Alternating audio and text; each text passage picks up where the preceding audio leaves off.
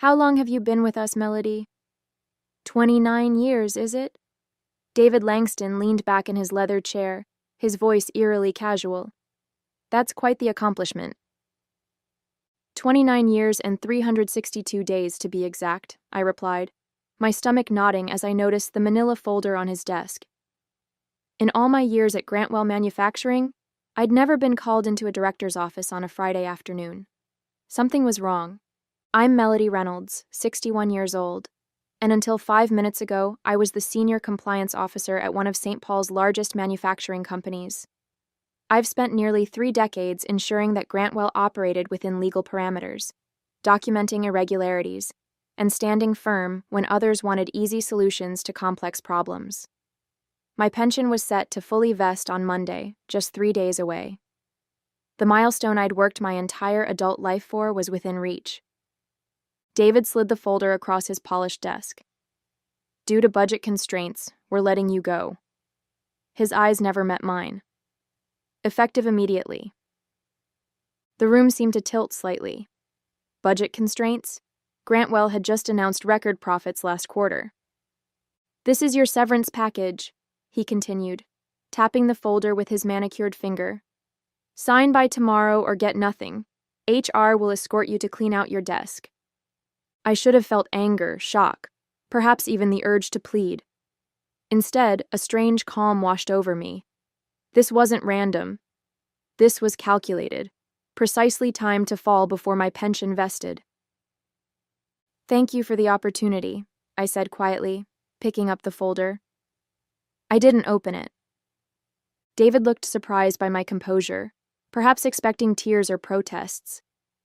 But I'd spent my career examining patterns, and this one was clear as day.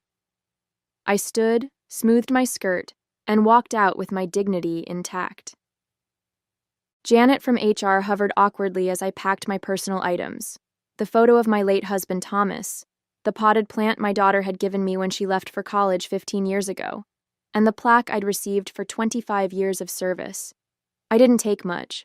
Most of what mattered couldn't fit in a cardboard box.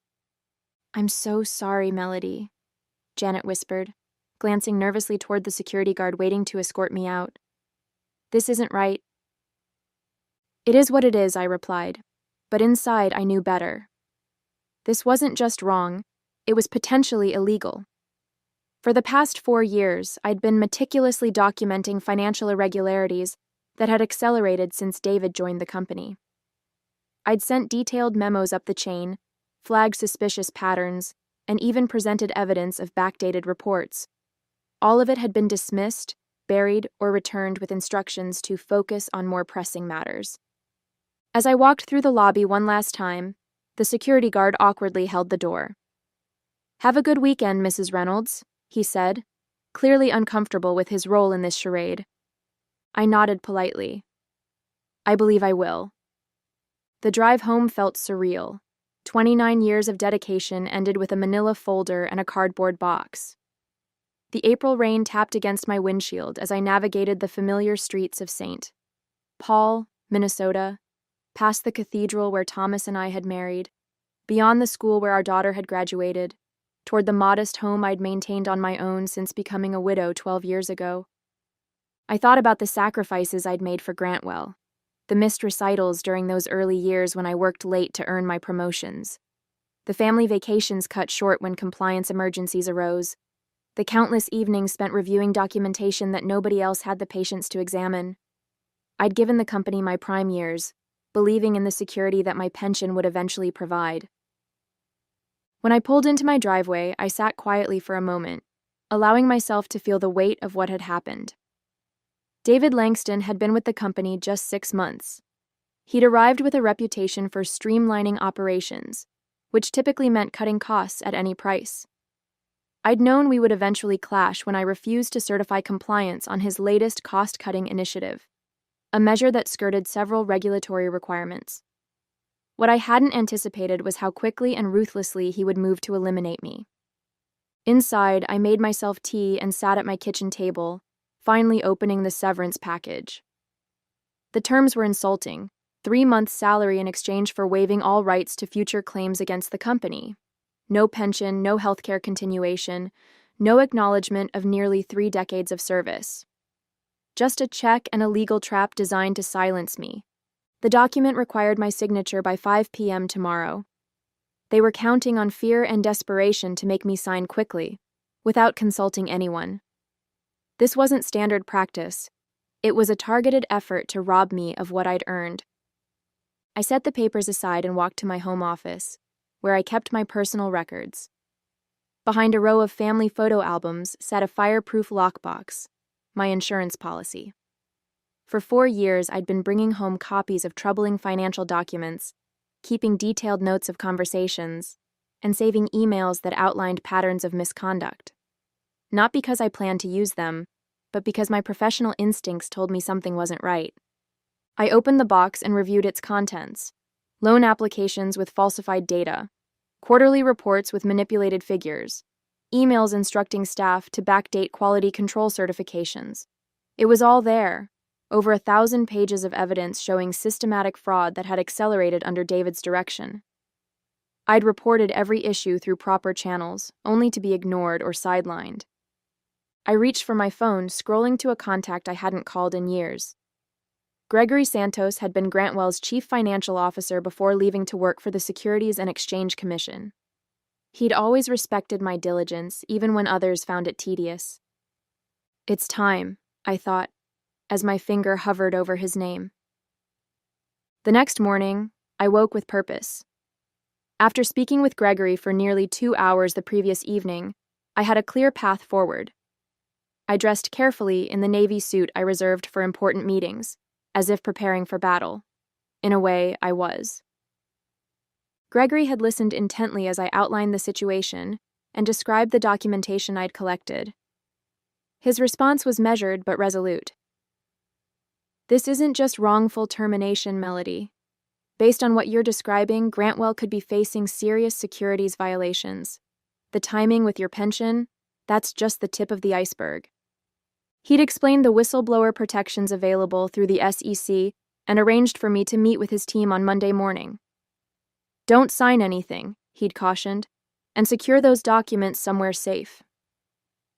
I spent Saturday morning making copies of everything, organizing the evidence chronologically, and preparing a detailed index. The work kept my mind focused, preventing the anger and hurt from overwhelming me. By noon, I had 3 identical packages ready, one for the SEC, one for my personal records, and one that would serve as leverage if needed. My phone rang several times throughout the day. Janet from HR, David Langston, even the company's general counsel.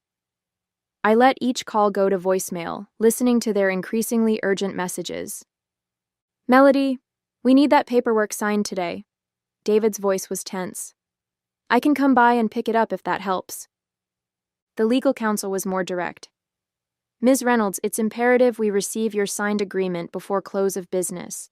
Failure to comply could jeopardize your severance package entirely. Their desperation confirmed what I already suspected. They knew they were vulnerable and wanted my silence secured before the weekend ended. At 4:30 p.m., my doorbell rang. Through the peephole, I could see David standing on my porch, his expensive suit looking out of place in my modest neighborhood. I didn't answer. Melody, I know you're in there, he called through the door. This is ridiculous. Just sign the papers and we can all move on. I watched silently as he eventually placed an envelope in my mailbox and returned to his luxury sedan. Only then did I retrieve it, another copy of the same agreement, with a handwritten note. Final opportunity. Sign by 9 a.m. Monday.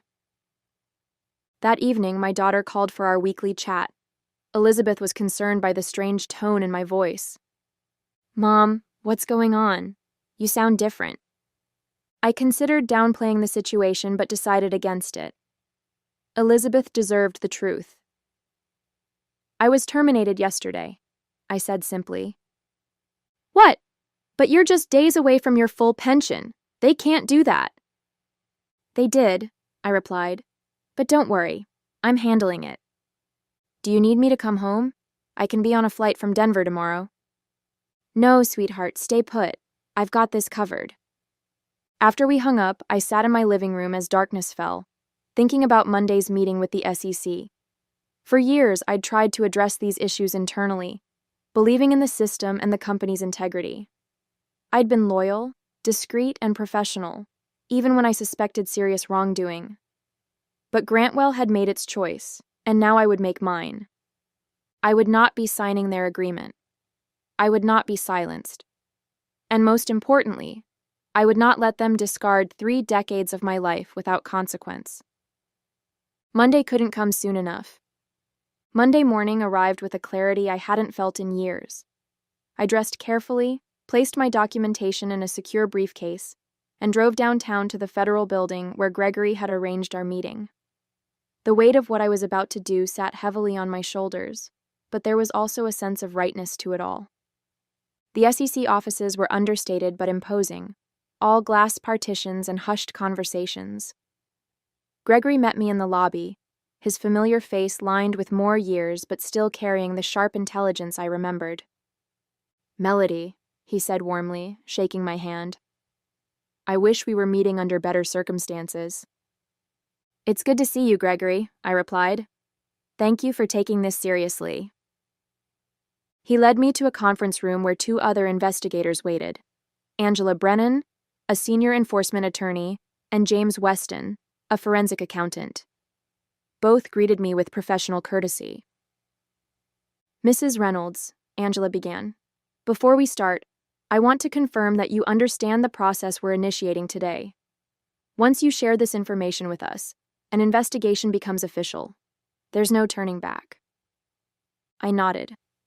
"I understand completely." For the next 3 hours, I walked them through my documentation. The irregular financial reporting I'd first noticed 4 years ago, when shipments didn't match invoices. The quality control certifications that had been backdated after products had already been shipped.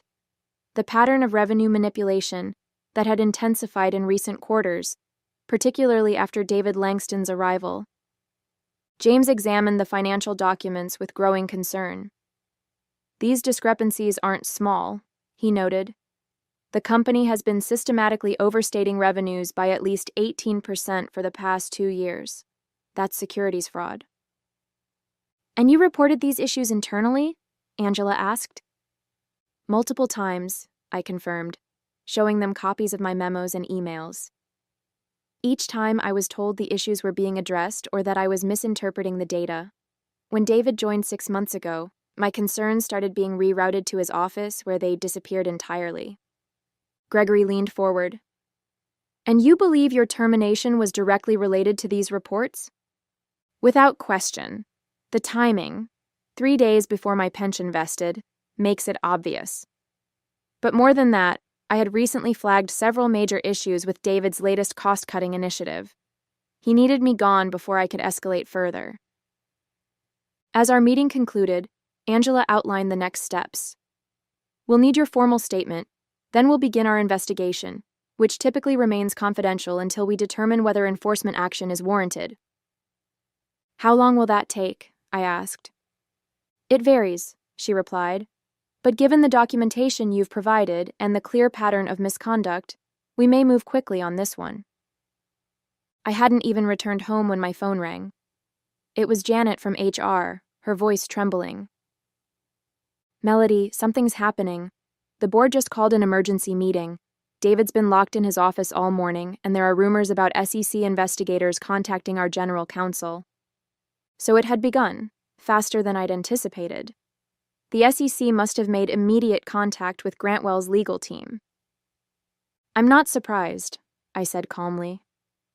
"Did you—" Janet hesitated. "Melody, did you report something?" "I simply did what I should have done years ago," I replied. "What's happening with my pension paperwork?" "That's why I'm calling. The executive committee is reviewing your termination. They've put everything on hold until further notice." An hour later, my phone rang again. This time, it was William Hargrove, the chairman of the board, a man who had barely acknowledged my existence during our few previous interactions. "Ms. Reynolds," he said, his typically confident voice sounding strained. "We seem to have a situation that requires your input. Would you be willing to come to the office tomorrow morning to discuss matters? I'm afraid that won't be possible, Mr. Hargrove, I replied. Any discussions should include my attorney and potentially representatives from the Securities and Exchange Commission. I'm sure you understand. The silence on the other end was profound. Finally, he cleared his throat. I see. Perhaps we can arrange something more formal, then. As I hung up, I felt no satisfaction, only a deep weariness at the necessity of it all. I had never wanted to be a whistleblower. I had only wanted to do my job with integrity and retire with the security I'd earned. But Grantwell had forced my hand, and now we would all face the consequences. My phone continued to ring throughout the evening, colleagues seeking information, executives attempting damage control. I answered none of them. The time for private conversations had passed. Now everything would happen in the light.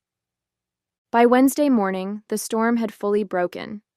Local business publications ran headlines about an SEC investigation into Grantwell Manufacturing, sending the company's stock into a tailspin. Financial analysts who had praised David's efficiency measures just weeks ago now questioned the integrity of the company's entire reporting structure. I received a formal letter from Grantwell's legal department, withdrawing my termination notice and placing me on administrative leave with full benefits pending an internal review. It was a transparent attempt to mitigate damages coming far too late.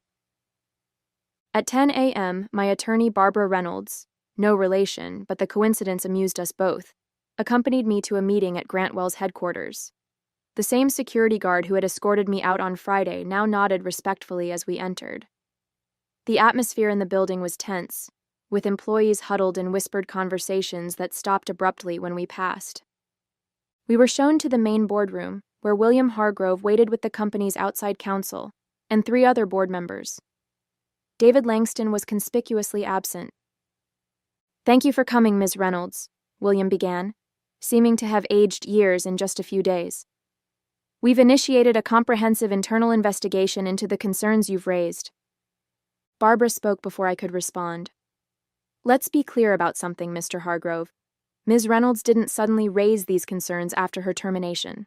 She documented and reported them repeatedly over a period of 4 years, as her job required her to do. The company's decision to ignore those reports, and then to terminate her days before her pension vested, speaks volumes." William shifted uncomfortably. "Yes, well, that's part of what we're investigating. I want to personally assure Ms. Reynolds that her termination has been rescinded. We consider her an employee in good standing with all benefits intact."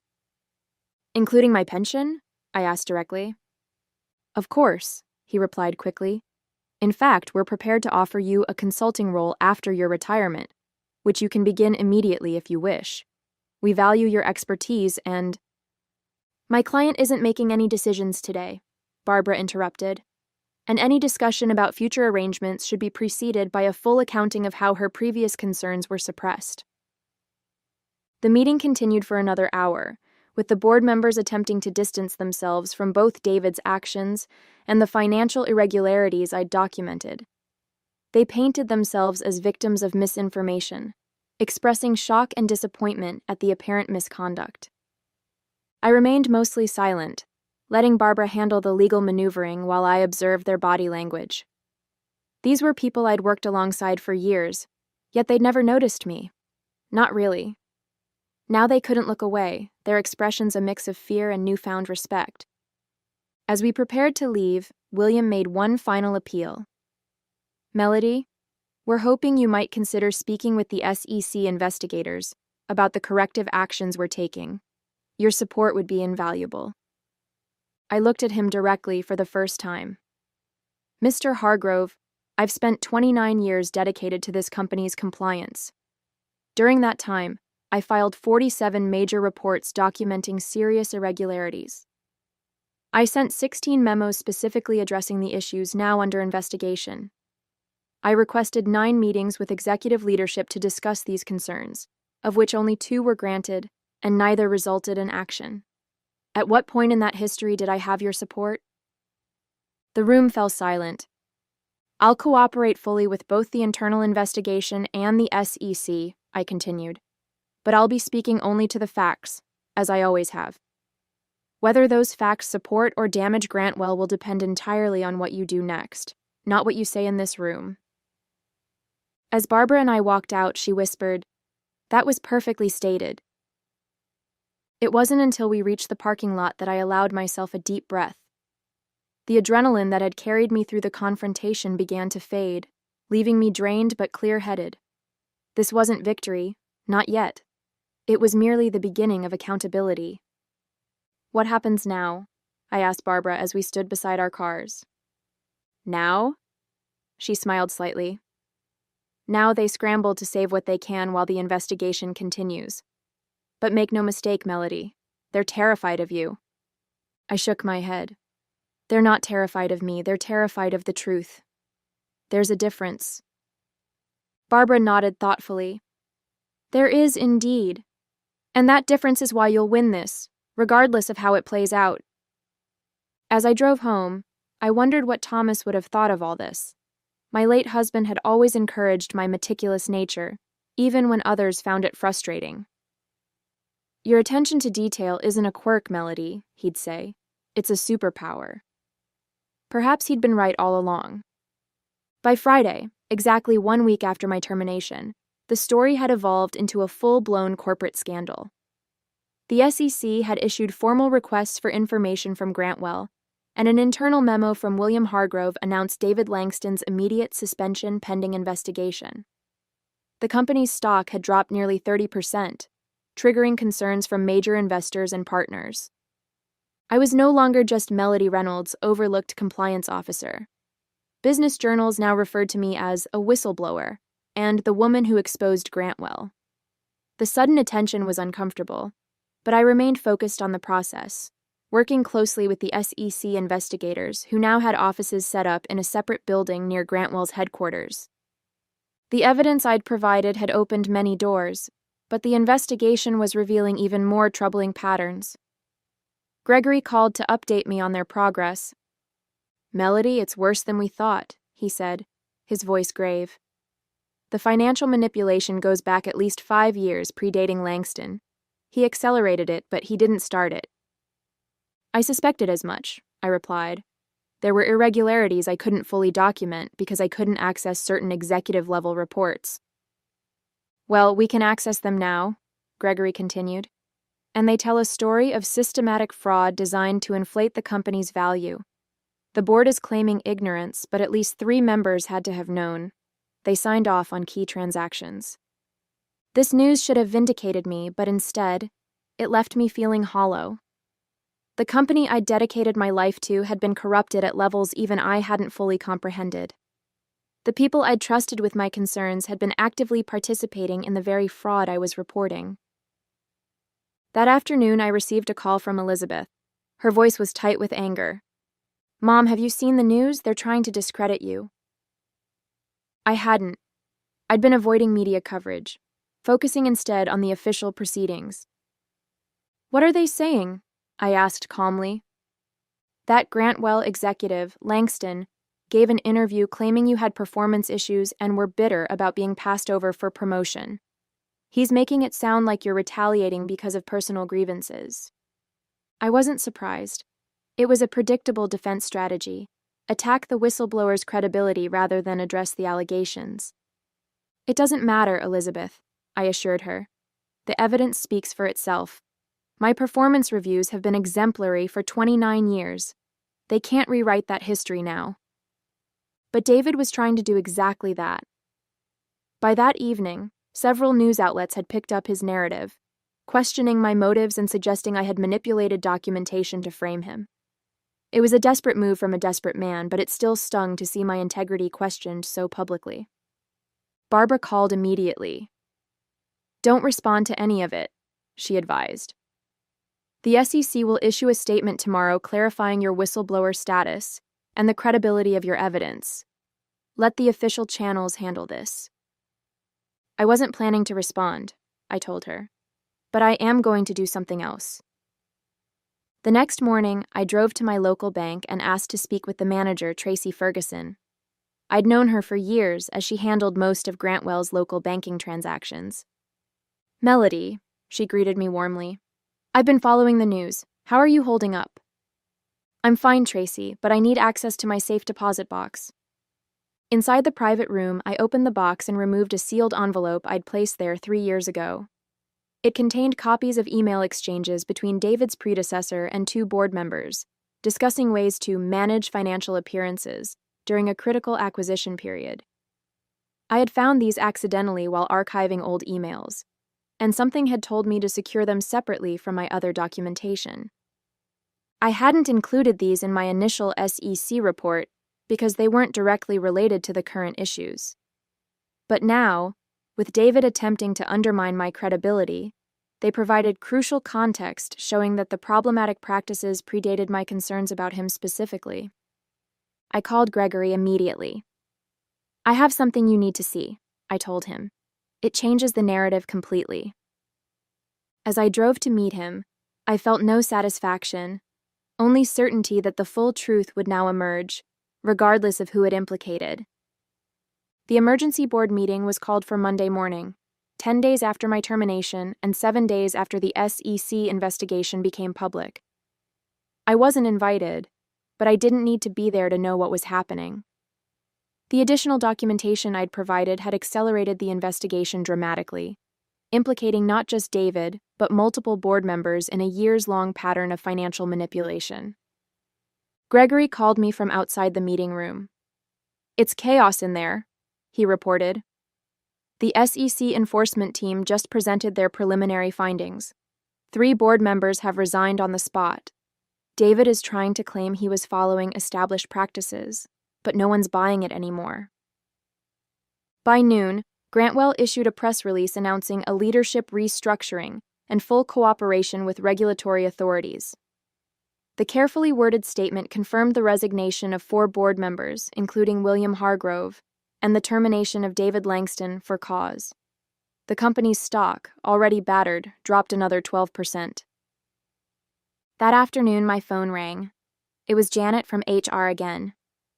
"Melody, the interim CEO wants to meet with you. Tomorrow, if possible."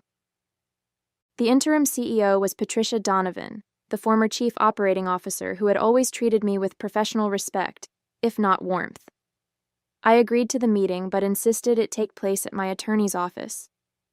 When Patricia arrived the next day, she looked exhausted but determined. "Melody, I won't waste time with pleasantries," she began. "The company is in crisis, and you're at the center of it, not because you did anything wrong, but because you were the only one who consistently did what was right." She slid a folder across the table, eerily similar to the termination paperwork David had presented just 11 days earlier. "This officially rescinds your termination, reinstates your employment retroactively, and confirms your full pension vesting," she explained. "It also includes an additional compensation package recognizing the difficulties you've experienced." I opened the folder. The compensation package included a sum equal to 5 years of my salary, full healthcare coverage for life, and a formal apology from the board. "We're also establishing a new corporate ethics division," Patricia continued. "We'd like you to help design it, as a consultant, after your retirement. Your experience is invaluable." I closed the folder without commenting on the offer. "And David Langston? The board members involved?" Patricia's expression hardened. "Criminal charges are expected. The company will not be defending them." Justice, it seemed, had finally arrived at Grantwell Manufacturing. 6 months later, I sat in a federal courtroom, watching as David Langston and 2 former board members entered guilty pleas to securities fraud charges. The man who had so casually ended my career now looked diminished in his dark suit, his arrogance replaced by defeat. Our eyes met briefly as he turned to leave, and I saw recognition there, not of me specifically, but of what I represented, the consequences of his actions personified. The Grantwell scandal had become a case study in corporate governance failures and the crucial role of internal compliance. I had declined the consulting position with the reorganized company, choosing instead to work with regulatory agencies to develop better whistleblower protocols. My story had inspired other compliance officers to come forward with their own documentation of corporate wrongdoing, creating a ripple effect across industries. The SEC had awarded me a substantial whistleblower payment, 15% of the penalties assessed against Grantwell. Combined with my pension and the settlement, I had more financial security than I'd ever imagined possible. I'd established a scholarship fund for women pursuing careers in corporate ethics and compliance, naming it after Thomas. Elizabeth had relocated to St. Paul to be closer to me, bringing my 2 grandchildren with her. We spent weekends together at my new lakeside home, building memories I'd missed while working all those long hours. One evening, as we sat watching the sunset over the water, Elizabeth asked a question that caught me off guard.